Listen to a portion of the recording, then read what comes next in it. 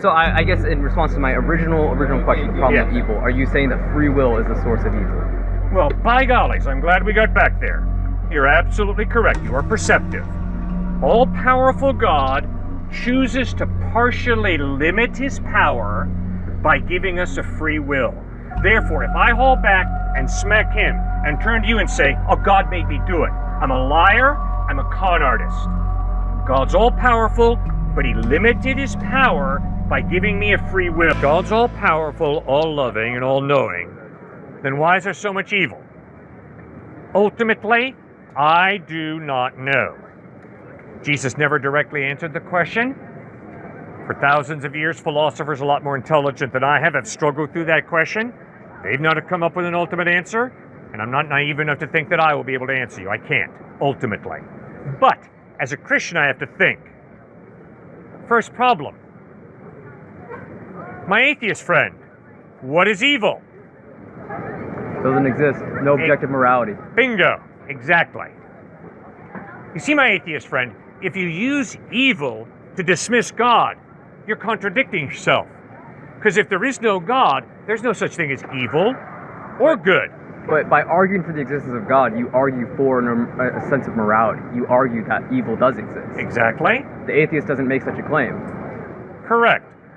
But if the atheist is so bummed out about evil, my question is, what are you so bummed out about? Makes you feel bad. What is. What is. And you never get ought from is. It just is. And then for you to tell me, oh, it should not, or it ought not to happen. The argument is that if God exists, there should not be so much evil. The atheist doesn't make the claim that there should not be evil, period. The Christian is the one who makes the claim that there is an objective sense of morality. Yep. But the existence of evil contradicts this assertion. Okay, good. Maybe it's not too obvious, but what I'm trying to do is, I'm trying to go right to the heart of the atheist and say, you know that evil is real. And guess what? The only way it can be real is if there is some type of God. I cannot subscribe to Christianity in good conscience while acknowledging that evil exists. Yeah, but don't you see so many of the words you use? Good conscience. I can't subscribe to Christianity in good conscience if evil exists. What is conscience? I'm an phenomenalist. I don't believe consciousness exists. I believe we're just hormones and electrical signals running through the brain. I don't believe any of that. Good. Then if that's true, and I haul back and smack him in the face, that's just my electromagnetic reactions going off in my head. And so I had to hit him in the face because that's the way I'm programmed by my chemicals. Absolutely. I'm a determinist too.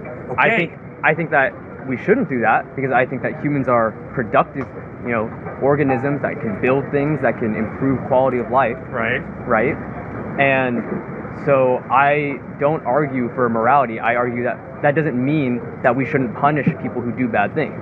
That doesn't mean that there are not wrongdoings in the world. But where do you get off punishing me if my electrical reactions make me hit him? Oh, I absolutely agree. I believe the criminal justice... Why would you punish me? I believe... I use the word punishment in a sort of colloquial sense. I believe the criminal justice system is completely flawed and that it gives you responsibility for your actions. I don't believe that's the case. I believe that the criminal justice system should be focused on rehabilitation, not punishment. I'm asking you questions about how the problem of evil jives with your worldview. You bet. And very fair. And you gave a very respectable answer. You don't have a good answer, and that's perfectly fine. If you can subscribe to a worldview with such a major problem that you don't have an answer to, by all means, your personal experience has led you to that. But I can't do that. It's not convincing to me. I know. And I predicted that's exactly where you would go. That's why I bent over backwards on my first point to show you your abhorrence over evil shows me you can't be a consistent relativist. Because you are too wedded to the existence of evil. And you see, so what I'm obviously first trying to do is, I'm trying to drive a wedge between what you feel and what you believe. Your intellect and your emotions. And I'm saying... I'm an epiphenomenalist. I don't believe that what I feel is real. I don't believe that consciousness is anything more than just, the sound of the whistle from the engine. It's not anything more than that. Okay, but sir, I don't think you can live that out. I can. I do. Okay, how on earth do you live that out? It's called when it comes to a relationship with a man, a woman, a parent, It's the same way we use the words night and day to describe the rotation of the Earth. Night and day are not objectively true concepts. The universe doesn't care about night and day.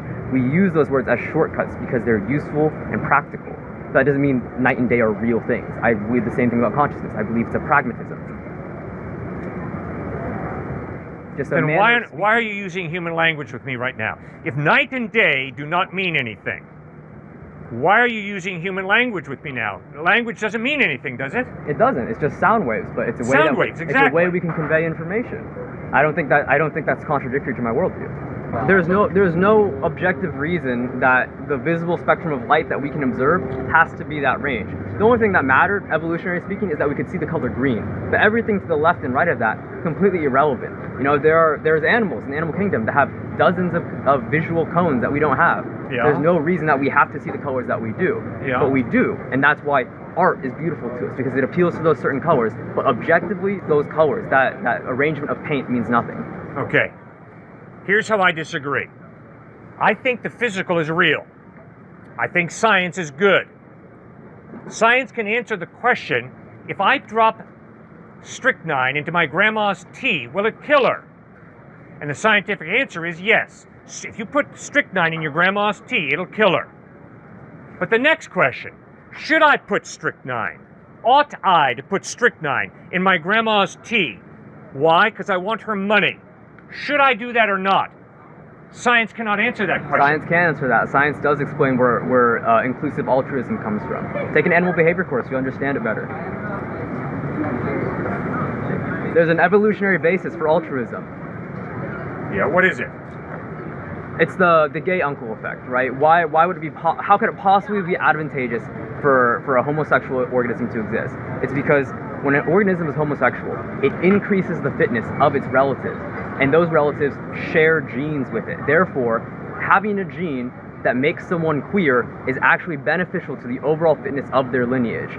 Therefore, you can extrapolate this into altruism. It's beneficial to not kill your grandmother because this breaks down the family dynamic and therefore makes it more difficult for your genes to be passed on. How many divorces do there have to be before you realize it's beneficial to divorce? It's beneficial to be married. It's beneficial for me to steal. If I need money and I don't have enough, it's beneficial for me to steal. It's not beneficial for And me to steal. also, by the way, just in case you're wondering, rape can be beneficial for the continuation of the human race. So if your whole basis of morality is what's beneficial for the evolutionary cycle to continue, it's not hard. You don't have to be too intelligent to justify just about anything you want to. Cliff, do you know how small a fraction of the animal kingdom is monogamous and does not participate in rape? Yeah, humans exactly. have existed for if the blink of an eye. They're animals of different genders. Why don't we rape?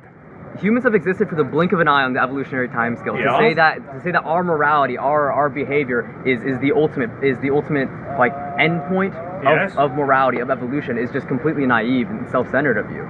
You completely ignore the entire animal kingdom where these morals, they don't exist, where it is just survival. Do you step on roaches or ants? Yeah. Why don't you step on a baby? Because it's a human and I'm programmed with altruism. Like, you're programmed? You don't have a free will? I don't believe in free will. I already told you I'm a determinist. You're a determinist, right? Absolutely. Well, then when she says she loves you, you understand she doesn't really love you freely. I understand there's chemicals in my brain that make me act a certain way. It's just a chemical thing, I understand that if I took an electric probe and I shocked the right part of your brain, I could make you fall in love with a lamppost. No, you couldn't. Yes, you could. You don't know that. I do know that. No, you do not. You do not know what will necessarily happen if you shock me with an electrode. Then you are completely invalidating the entire field of neuroscience, and if you're going to do that, there's no point in having this conversation. No, I'm not. Not even close. That's totally false. There's these rats. Incredible generalization you just made there, sir. It's totally erroneous. There are these rats that display an abnormal amount of maternal care for a rodent species. Rodents in general, they sort of leave their young to just, fend for themselves. But this specific species is known for giving a disproportionate amount of maternal care. Yeah. You could call that love, right? No. I've never had a good discussion with a rat. I don't have the faintest idea whether a rat can love or not. Oh, there's studies. Good. Well, I've bred golden retrievers with my wife. We've had horses. We got a lot of mice in our house. I've never had a good conversation with any of them. My point. And for me to insist that an animal can love, I disagree with your definition of love. I am convinced that I don't have to love him. I don't have to love my children. I can be a deadbeat dad. I can hate him. Absolutely. Or I can choose to love him. It's up to me. And guess what? I'm so convinced of that I'm going to hold him responsible for whether he loves her or hates her. Let me finish the point I was trying to make. What you call love, if we take a sample of the brain tissue, we see increased levels of oxytocin. What do you think happens to someone who is missing their oxytocin receptors? What do you think happens to someone who can't produce oxytocin? Do you think they are still capable of love? Yes. Studies we have suggest that they aren't. They are still, suggest that they are to a lesser extent. To a lesser extent. So the love is rooted in the physical. You admit that. Of course the body is real. Of course, if you would do a lobotomy on me, you're going to change my behavior. Exactly. That's obvious. But the point is, when you've given me the chemical analysis of my brain, you've not said everything there is about me.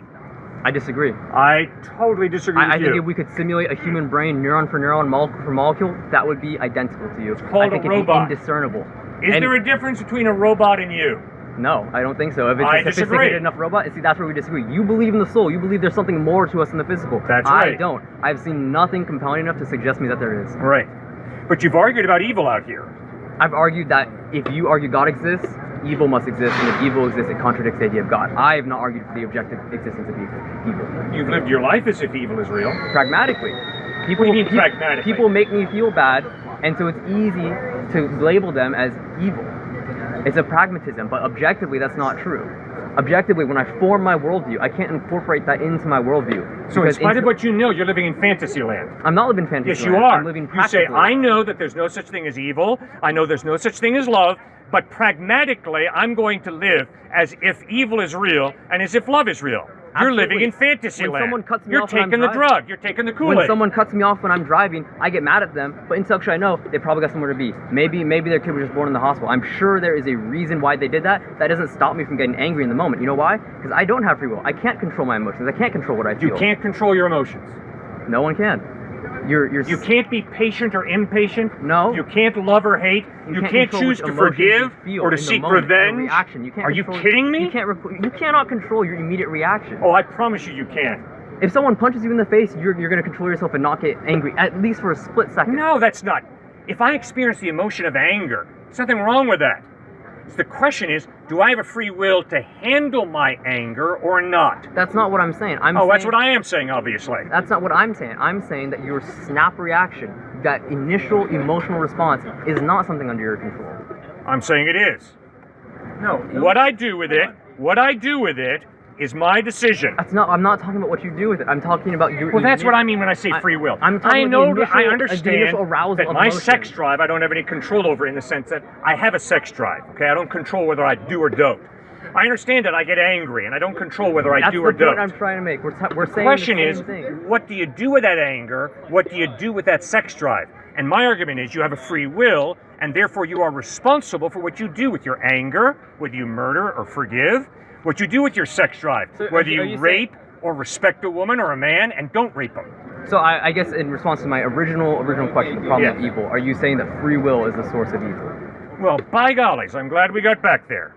You're absolutely correct. You are perceptive. All-powerful God chooses to partially limit his power by giving us a free will.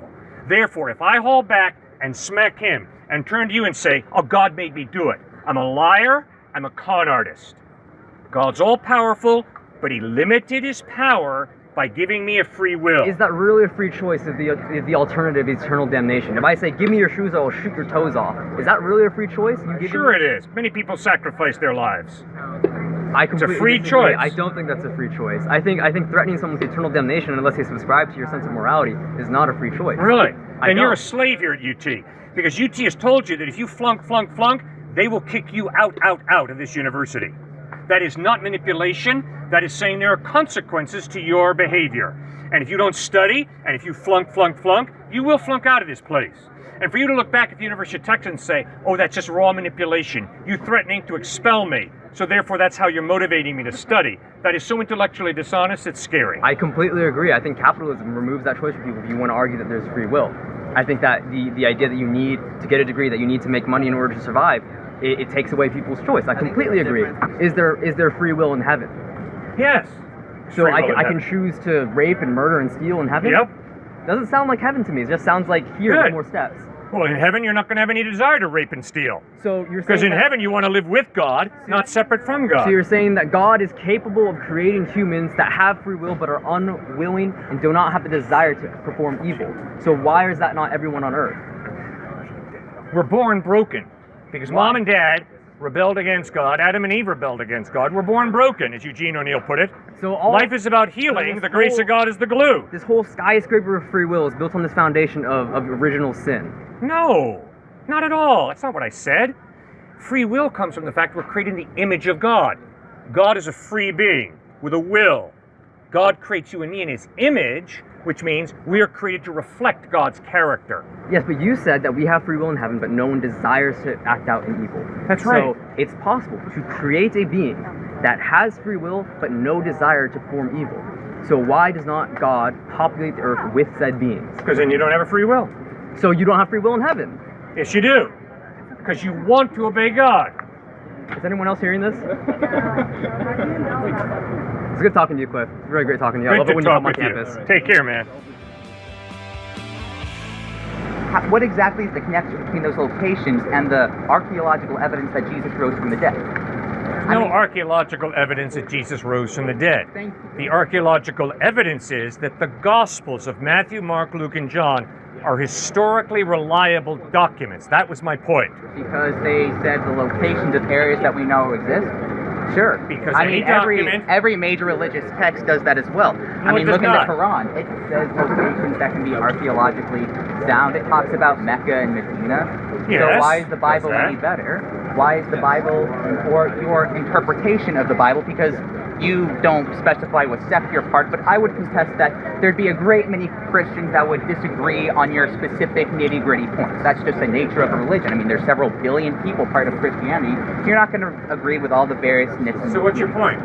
My point is, why specifically is your interpretation the one you should be listening to? You shouldn't. You should not take my interpretation. You should be intellectually open-minded and honest enough to get the Gospels of Matthew, Mark, Luke, and John and read them for yourself. Do not take it from me. Read them for yourself, and if you as a history major here at UT have a question about are these documents historically reliable, then Jacob, you've got to do something that I don't think you've done yet. At least you haven't told me, because I've asked you repeatedly this question.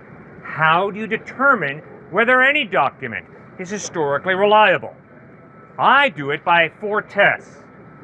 I hope you have some tests as a history major that you use on any document to determine whether the document is historically reliable or not. So what are your tests, Jacob? What are my tests? Well, first, you have to read the historical document. You have to cross-examine it with other various historical documents written around the same time, look at it from the modern evidence that can be deduced from it today, as I was talking about before, archaeology, etc. And of course, no one individual can deduce whether or not a major historical text is accurate on their own. In fact, I don't think we've been able to do that with the vast majority of historical texts, but I think the closest we can do is look at the various other experts in these fields, cross-examine, and come up with the best solution.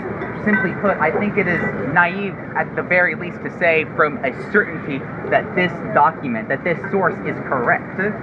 Like you said to us that don't take my word if the gospel and whatnot is correct, learn about it yourselves. And I think that is a very good way of looking at things. And I compel everyone who is listening to this to do this as well.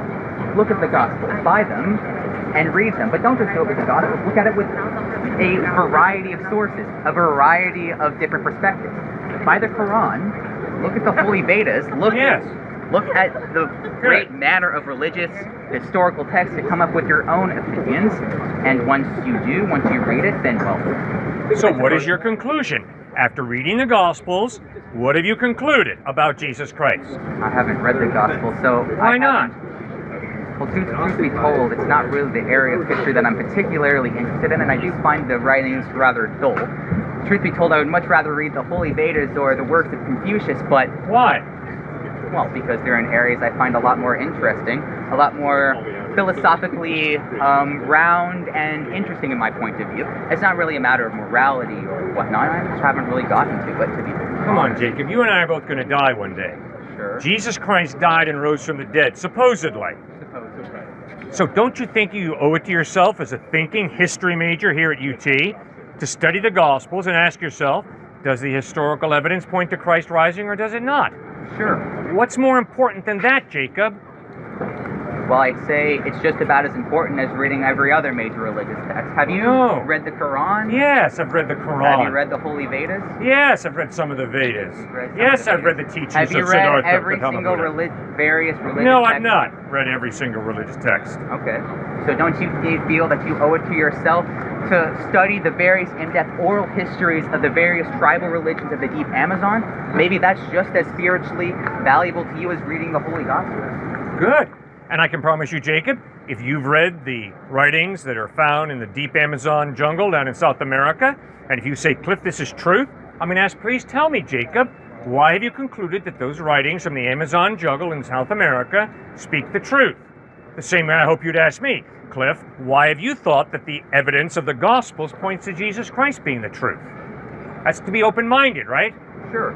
Okay, so once again, why have you chosen not to read the Gospels carefully in light of the fact that you are at a university in a nation where the Judeo-Christian ethic has been the overriding ethic? Because I have chosen to prioritize studying and reading other religious texts, simply due out of personal interest. But how about this? What's your name? Cliff. I'll make a deal with you, Cliff. Yep. I'll read the Gospel. Yep. If you, in turn, Yep. spend some time and effort going to the deepest, darkest corners of, well, just historical records in general of oral testaments and deeply in-depth studying the oral traditions of the various Amazonian tribes. You got to be kidding me. You just asked me, come on, Cliff, let's make a deal. You're going to read the Gospels, and you want me to go to the Amazon jungle in South America and check out those... No. Okay, what do you want me to read? I want you to read the various online or in paper accounts of these oral texts and records. Which ones? Good question. You're the one who put it forward. I'll let you pick and choose. Which one do you like that you want me to read? Truth be told, I don't think either of us have read the various oral texts of the Amazon. I specifically chose that example due to the obscurity of them in mind. But the point of that is that there isn't anything inherently more or less legitimate about those various Amazonian sources. I don't know much about the Gospel, as I'm sure you might have deduced, at least about the specific natures of it. Yeah. You've given me a title, and that's a pretty good title. Where on earth are you coming from in here when you play some of the type of intellectual games you've been playing with me? You've challenged me, which is legit, to study these different religions from the Amazon. Fair enough, good. But when I ask you, which one do you want me to study? And you say, well, to tell you the truth, I don't know, and I really haven't studied them myself. What on earth are you doing to me? You're just jerking me around, man. What I'm trying to do is simply what you're trying to do to me, get you to explore various cultures and ideas that you may not have been exposed to. No, if you don't want to go it's to not the what I've done. I've asked you to read the Gospels of Matthew, Mark, Luke, and John with an open mind, and to ask yourself, does the historical evidence of the way Jesus lived, taught, died, and rose from the dead point to him being a quack? If it does, reject him.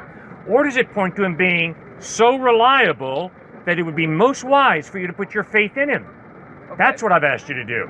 So, Cliff, if I come back the other day with a title of a various ethnic group in the Amazon with their various... That you've read and are impressed with. Mm-hmm. Yes. And tell you to read it. Yep. Would you in turn spend a large amount of time studying and reading them if I in turn spend a lot of time studying and reading the Gospel? Sure.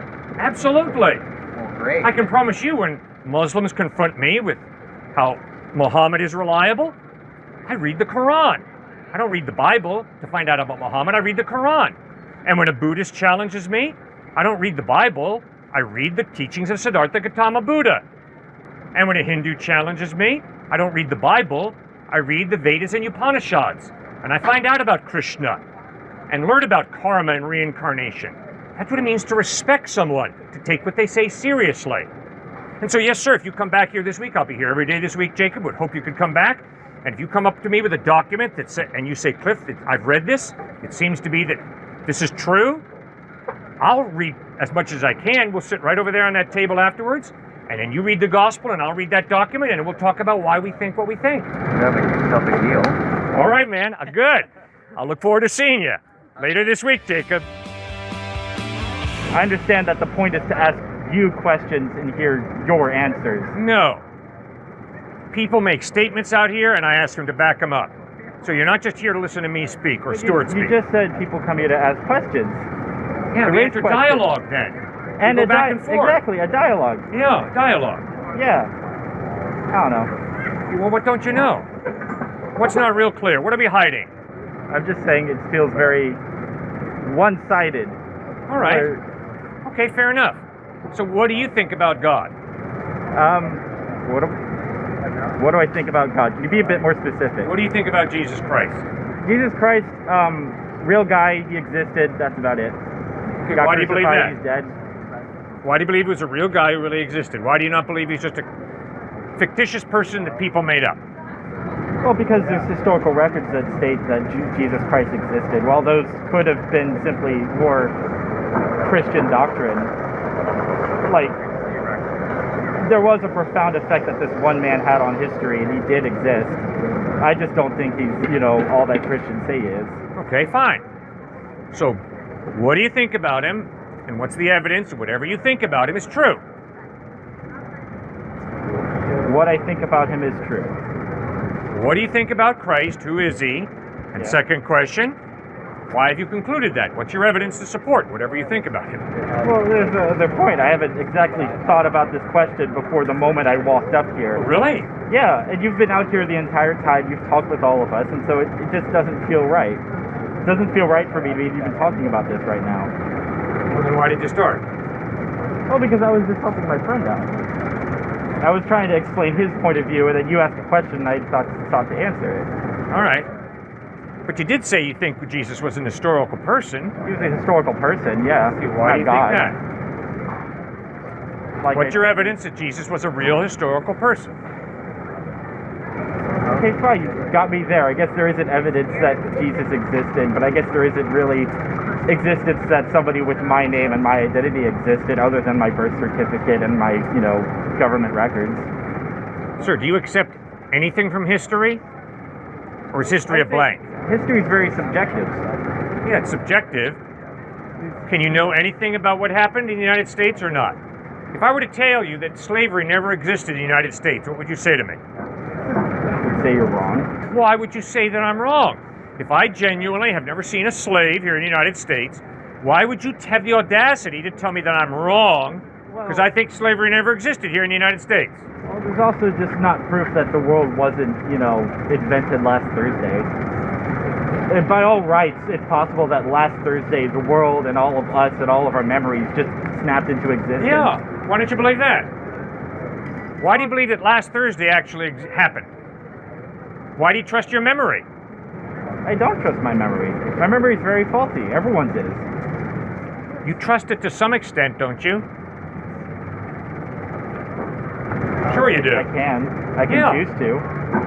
I am convinced that slavery was a part of the United States history. It's a tragedy because the historical eyewitness testimony is slavery really happened. I would agree that something that inflicts suffering on another being isn't good. Now that might not mean we all have the same idea of morality all the time. That might just be a common thought with people, simply because we're social creatures. I agree. Morality is related to the person, not to the action. All right. So if my personal opinion is that he is less valuable than I am because he's not Caucasian, does that make my opinion right? Just because it's my morality opinion? being So that's your relative fallacy. doesn't mean that some people's morality That's your is fallacy. objectively I good. can think that you're inferior to me just because you're white. Pardon? You're out here talking about stuff that doesn't matter. No, but you're saying that if I have an opinion, that makes it right. No, it does to you, not to me. Yeah, and guess what? If I have a racist attitude, that's absolutely wrong. Not to Right, me. because And if it's you only base things like morality prejudice on a being personal based off opinion. baseless things, right? I'm saying, That's because of if I don't think objective racism facts. is wrong, that doesn't then, mean like that the the morality KKK, is objective, then but I'm objective racist. facts often inform the way we think and feel about things. Yeah. All right, I mean, so I'm have you saying talked to the KKK about objectively that? racism is wrong. Have you talked to the KKK about that? Because they think I it's sure right. have. And what they Are say, they allowed to say that they have morality? Well, they're allowed to do whatever and say whatever they want to, Right. but I'm going to Morality respect relative. them enough to disagree with them The because I morality take what they say seriously, and I'm going to look into the face of the KKK and say, I'm sorry, because a you just- human You both being have has innate different relative value, ideas of your morality. racism is Yes, wrong. you did. You just said morality is relative. Thank you. No. I said if there is no God, morality is relative. Because if there is no God, you don't have a mind prior to the human mind that defines what's right and what's wrong. Which means it's obviously the human mind that defines right and I think wrong. it's plausible to say that despite the existence of God being true or false, there's a logical explanation for why we've developed a sense of morality. Because again, we're social creatures, and often, like, you know, things develop over time without there necessarily have been an intention in the first place, right? That isn't really how evolution works. All right, so what I hear you saying what is... was advantageous for us, honestly? Right. So what I hear you saying is social contract is the basis of morality. Really? Well, what happens if I want to be part of a gang? And in order to be part of the gang, I got to murder somebody. Just because there's a social contract doesn't make it right. What you're saying sounds like survival of the fittest. Whatever helps us evolutionarily advance is good. Well, we've progressed past the point of thinking that way, but yes, I do believe that is what got us here. okay, well then what's the basis of morality from your perspective? The basis of my morality, which I think most people would agree, is that which inflicts suffering on another animal or another entity, that which infringes upon the well-being of others, is generally not considered moral. Good. Then what's the difference if I step on an ant or a cockroach or step on a baby? Is there a difference? Well, that's the difference between your outlook and the outlook of somebody who's Jane. You know, it's simply a relative opinion based off of, frankly, the individual lens that you see the world through. And that's only informed, frankly, by the way you grew up and the way you interpret your facts. So, realistically, you think that way because of the environment that you were brought up in. Maybe the fact that we don't all think that way is evidence that maybe we don't have some predisposition of the idea of morality. Okay, so what I hear you saying is environment defines what's right and wrong. No, and that's I'm what standing brought here us to the saying, point where our brain developed the idea of developed sentience. From there is where we got to the idea of morality. okay, so I'm saying I don't care if your environment taught you that other races are inferior to yours. Of course. Racism is wrong, not because I grew up in an environment that taught me that racism is wrong. Racism is wrong because human beings are not accidents. Human beings are created in the image of God for a purpose, and that is why to look down on another human being for a gender reason, for a racial reason, is wrong. For what Absolutely reason? wrong. So do you think that that idea extends to all living beings, not just humans? I insist there's a difference between a cockroach and you. If I step on a cockroach, I am not going to be responsible for murder. If I step on you and kill you, I will be responsible for murder, for I have violated a human being created in the image of God, and the cockroach is not created in the image of God. You have more value, innate intrinsic value, than a cockroach. Well, so again, I frankly on a fundamental disagree about why we as people would agree on the fact that killing a human is worse than killing a cockroach. I think, again, we kind of just naturally give more value to things that are like us, or people that are like us, naturally in groups anyway. I mean, Really? like, how much can we really relate to a cockroach? And honestly, how much does it really infringe upon our ability to live and, frankly, be content with ourselves to step on a cockroach? It doesn't, but you have a conscience, right? Yes. And of course, that conscience doesn't have to stem from there being some higher entity, right? You can have been taught that. Just like some people, frankly, weren't taught that, or for some reason that idea just didn't stick with them and they turned out into what most people would agree to be bad people, rapists, murderers. Yeah, but just listen to what you're saying. Most people. So majority opinion wins the day. Most people, whatever most people believe, that's right. Whatever most people believe that's wrong, that's wrong. Are you sure that you really believe that and are willing to live that out? So you're going to go around taking a popular opinion vote to figure out what's right and wrong? I doubt it. Hopefully not. Of course not. Well, then why do you talk about majority opinion?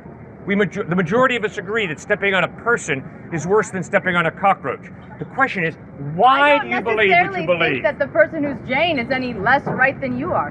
Maybe I don't. I mean, I'm not even saying that that is Well, right. then why would your professor have the audacity to mark your answer on an exam as being wrong? Why don't you just go back to your professor and say, wait a second, that's my opinion, and my opinion, professor, is just as valid as your opinion, Because so where do you get off, professor, telling me I'm isn't wrong? going to be, is it okay to step on a cockroach from your moral perspective? No, but listen to what you're saying. You're saying that majority opinion defines right and wrong. You're saying I that my disagree with opinion, that. I disagree my with that opinion statement. defines what's It's right called and a wrong. straw man. I disagree with that statement. I don't think. Well, then what's the basis of morality? Give me an answer. What we as a society try our best to, with haphazard, attempts at government, Yeah. to collectively decide Yeah. what is right and wrong. The Wow. reason we don't just take. Wow. So why do you think our laws have to Yeah. change? Well, I'm just real grateful you're not a black person living at the time of the Dred Scott decision. Because all of a sudden, according to the U.S. Supreme Court, you're 3/5 the value of a white person.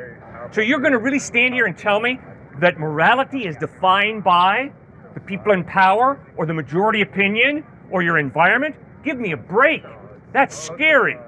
Racism is wrong, not because of anything the U.S. government says. Racism is wrong because we're human beings created in the image of God, and God don't make junk. He makes valuable human beings. But man, you are floating in a sea of relativity that you're going to drown in real quick. In fact, you can't live it out. It's impossible to live it out. Because you know very well that if someone hurts you badly enough, you're not going to say, well, from my relative perspective, what you did was wrong. But I realize it's all just relative. You can't live that way, man.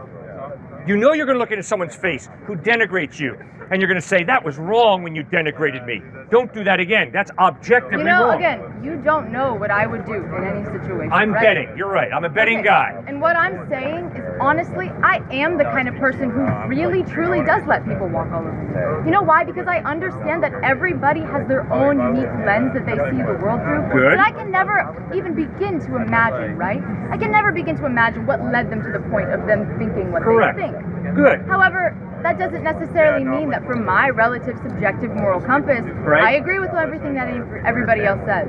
But I would still consider people who disagree with me to still be moral, Ma'am, despite not I following understand. necessarily a laid out objective. But you and I are very different. If I see someone stealing from you, I'm not going to say, okay, now, based on your environment that you grew up in, stealing from her is okay, so go ahead, sir, just steal from her. No, I'm not. I'm going to say, don't steal from her, because that's highly disrespectful, so don't steal her stuff. And I can promise you, ma'am, if someone tries to rape you, I'm going to physically get involved and try and stop them.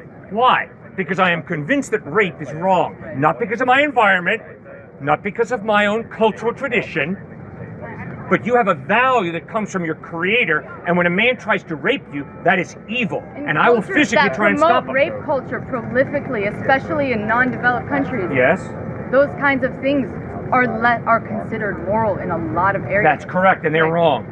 Exactly. And Nazi Germany is wrong when it dumps on Jews and has Dachau and Auschwitz and But Buchenwald. sir, there are probably things that I think that you don't think, right? About Yeah. what? Right. So the question is, who is the basis of morality? Well, obviously we disagree on everything, so there must not be an objective basis. According to your worldview. But I'm saying the way you live your life shows that you do believe that at times, maybe not many times, but a few times, there are objective morals. And I'm saying, guess what? Wake up and smell the coffee. The only way that can be true is if there is some type of mind prior to the human mind who defines and creates human value and right and wrong. Stuart, what do you think? Well, so you talked about it from an evolutionary perspective, and I was wondering, in terms of the speciesism piece, when it comes to a great white shark eating a fish, why is that not murder versus us? If you were to kill me, for example, or somebody else, why is that murder? Because we've developed to a point of sentience where we as a society have signed a moral contract amongst ourselves that is not acceptable. However, I don't think that comes from anything as innate as the way our fingernails are or the way that we look as people. I think that simply comes from the fact that we only give that much value and compassion towards people because we look like each other, we live the same lives, we're able to relate, and it affects us directly, right? So all I'm saying is we necessarily are like sharks in that, I think it's kind of a massive fallacy, right, to equate us to wild animals when the idea of morality doesn't extend to animals that don't have the capacity, right? But when Daimler, the serial killer, was interviewed on ABC News, he took his atheist position and he said, I am an atheist.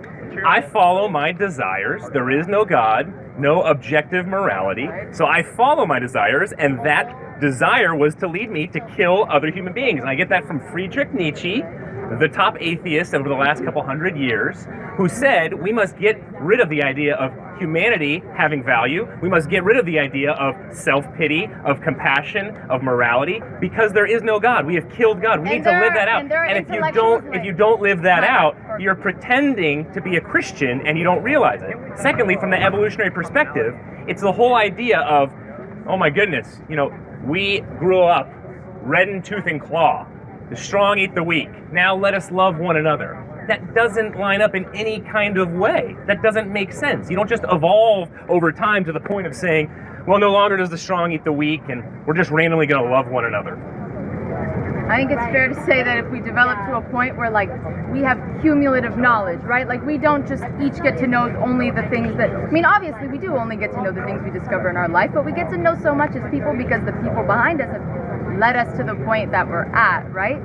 So I don't think it's necessarily fair to say, and especially to bring up like Friedrich Nietzsche and bring up a serial killer. Well, some vegans use secularism to justify being against something called speciesism, which in my opinion is a little bit extreme, but still, the argument can be made it's not okay to even eat animals, because if we've developed to the point of having a moral compass, the idea is actually that we have an obligation to not inflict suffering upon creatures that don't understand having a moral obligation.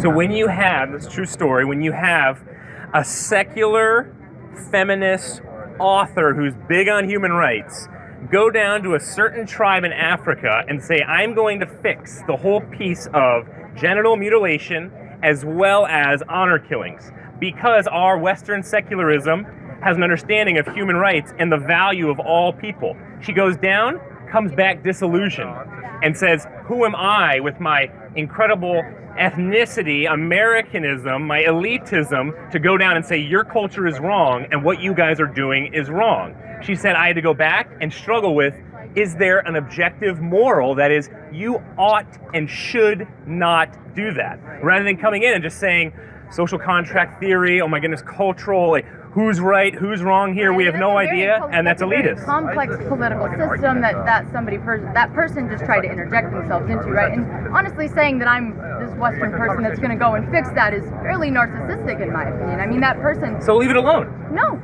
Don't go fix it. No, maybe... The honor killings are good for them. No, just because there isn't a yes or no answer doesn't mean that there is no place for there to be dialogue or people to at least try to have some activism or do something. However, I'm not in a position... But why ought you to do that? The activism piece. Why ought you to go help somebody, especially going back to your evolutionary perspective of morality? Why go outside of your tribe to help somebody across the world? That makes no sense. Just stick to your tribe. Say here at UT or here in the US and help people in that kind of way. Well, okay, I'm going to just go ahead and I'm going to wrap up here because I do want to disengage. I need to get lunch. You're making great points, though. Thank you. But you were very bold to go on the moral argument because Christians typically win that one. Yeah, I think like the idea, at least my argument, is that there is no yes or no. And that, again, that morality is relative. And I think that it is kind of misframing the argument to say that, like, if you believe in morality, there should be a yes or no answer to these situations. No, the ethnic, I would say when it comes to especially ethics, there is absolutely a spectrum. But when it comes to ultimate morality, objective morality, this ought to be the way it is. This should not be the way it is when it comes to, again, murdering somebody, harming somebody. I think, again, though, back to your evolutionary perspective, okay, you can be good to your neighbor. That makes sense from an evolutionary perspective. But if we're going to form a society in such a way where it's let's social contract, let's everybody fall in line, and somehow by helping each other, we'll get ahead in our culture as a society. Well, what happens with the freeloaders? Why wouldn't I step outside as an atheist? Why would I step outside and say, well, okay, that's great, but I'm going to be a freeloader because there's no shoulds and oughts, and I'm going to step outside. Nobody else is going to, so I'm going to go ahead and cheat on my taxes. I'm going to go ahead and steal my, the SAT scores, whatever it might be. From an atheistic perspective and from your understanding of ethics and morality, that's totally fine. Totally fine. That's it's called the selfish knave. Right. But see, again, I think it's misrepresenting what I think because I don't agree with doing any of those things. Yes. Right. Right.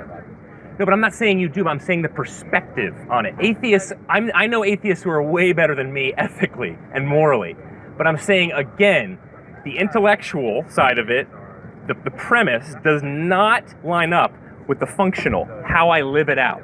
take another example. There are 24 Muslim countries where you as an atheist, the death penalty, it would be meted out on you. In the US, that would absolutely not be the case because it's founded on Judeo-Christian morals, morality, human rights, the worth of every single individual and the rights that they have. They wouldn't just get the death penalty for it. And so you need that type of morality in order to have a just society that I believe is given from God and shown clearly through Jesus Christ. I don't really know what I like or dislike, or my beliefs about God, religion, etc. Yeah. However, I am a history major, Good.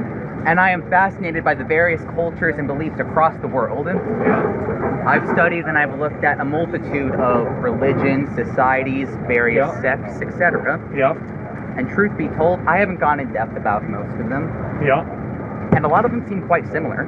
For example, which sect of Christianity are you a part of? Are you Catholic, Presbyterian, Baptist? I am not any part of any sect. I'm a follower of Jesus Christ. And I connect with a lot of Catholics and a lot of Protestants in terms of sharing that faith, but I am not part of a sect. Okay. I'm a follower of Jesus Christ. Okay. Now, why as an historian, you're a history major, why do you think as a history major that I would seriously want to follow Christ based on the history of Christ? Why would you think that? Oh, it's a good question. I think there's a multitude of answers involved. I mean, perhaps your parents were Christians and raised you to be that way. Perhaps you had individual life experiences which drove you to follow the various beliefs you had. Maybe it was because the God, if there is one, communicated those ideas with you and revealed himself to you in a sense. Or maybe it's because you've come throughout your variety of life experiences to understand your perspective of God from your perspective. Truth be told, I don't know, because I as well don't know you and just met you. Okay, but wait a second, Jacob. I appreciate your honesty, but you evaded my question. My question was not, what experience do you think I've had that has motivated me to believe in Jesus? My question was, you're a history major, so what do you think is the historical evidence for Christ? Why would I, as someone who's concerned about history, follow Christ? So that's two questions. Let me answer the first one. Yep. What do I think is the historical evidence for Christ? Well, Yes. there is. I think he's a real person. Good. Whether or not he was actually the Son of God is, up to question. I Yes. can't really say, nor do I think anyone can. Now, as to the second question, why do you follow Christ, or why would you? Historically.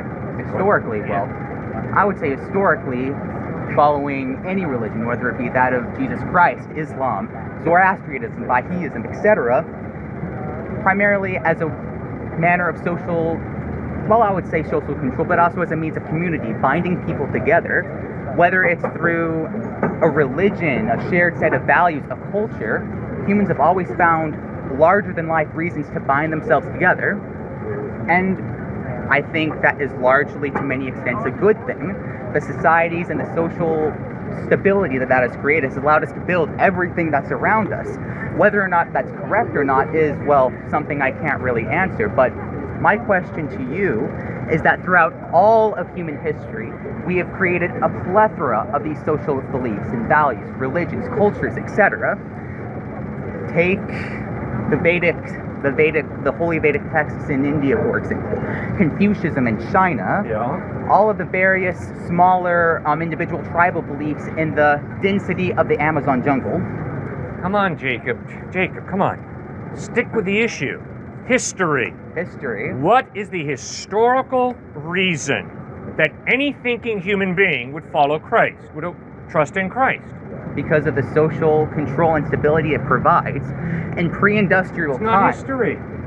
What's the historical evidence that points to Jesus Christ being a reliable object for someone to put their faith in? What's the historical evidence?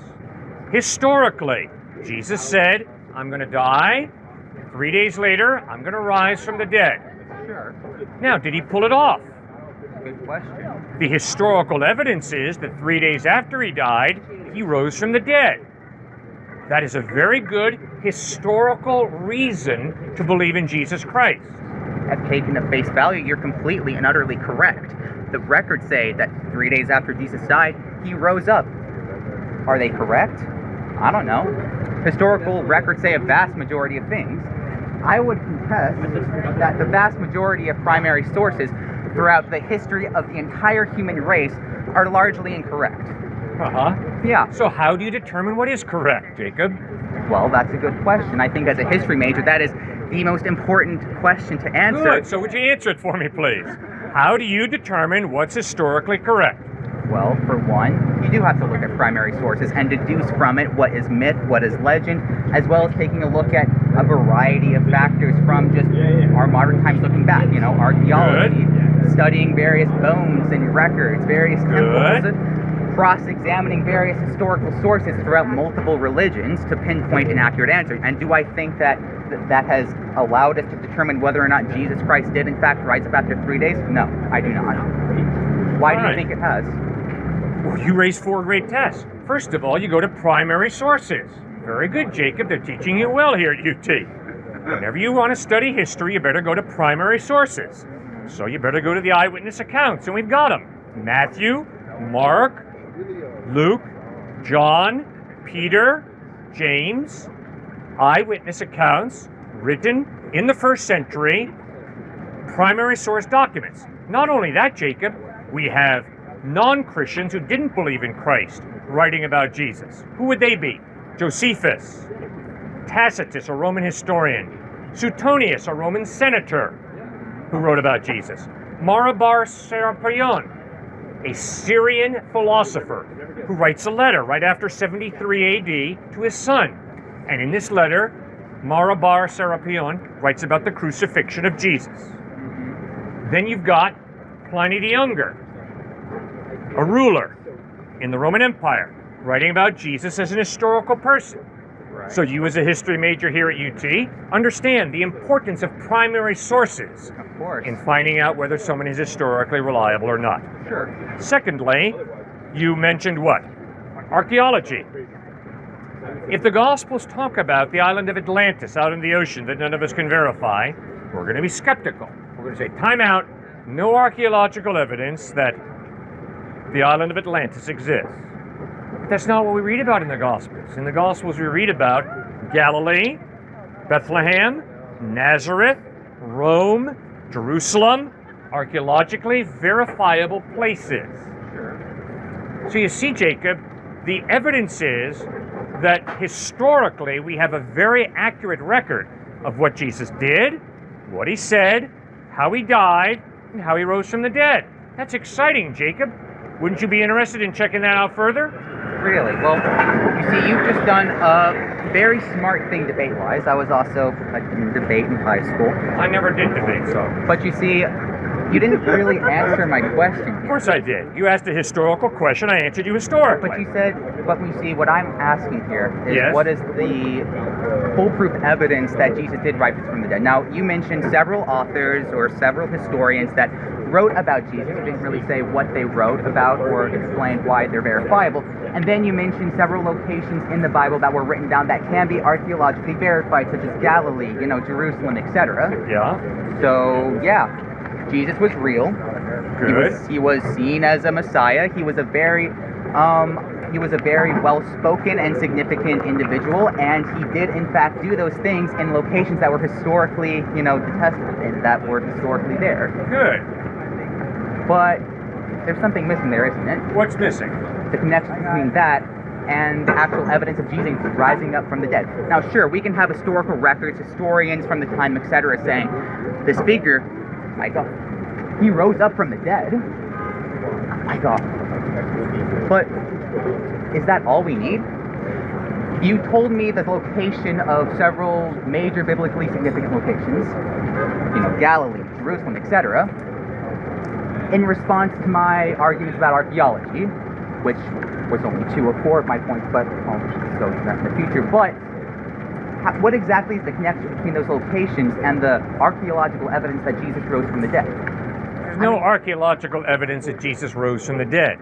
The archaeological evidence is that the Gospels of Matthew, Mark, Luke, and John are historically reliable documents. That was my point. Because they said the locations of areas that we know exist?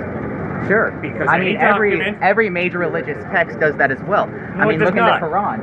You should not take my interpretation. You should be intellectually open-minded and honest enough to get the Gospels of Matthew, Mark, Luke, and John and read them for yourself. Do not take it from me. Read them for yourself, and if you as a history major here at UT have a question about are these documents historically reliable, then Jacob, you've got to do something that I don't think you've done yet. At least you haven't told me, because I've asked you repeatedly this question. How do you determine whether any document is historically reliable?